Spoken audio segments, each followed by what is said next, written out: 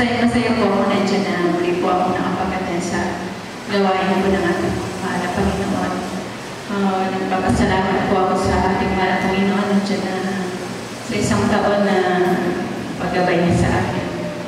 Bilang isang OFW na halos first time po sa akin, first time akong makapagtrabaho, first time po malayo sa pamilya ko. Sadyang napakahirap po para sa akin ang naranasan ko po. Ilang buwan din po yun na halos umiiyak ako gabi-gabi.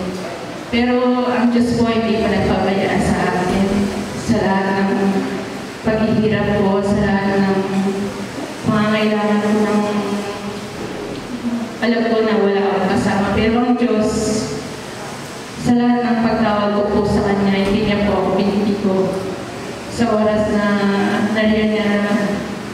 nararamdaman ko po yung takot, ang Diyos po patuloy na tumutugon sa akin.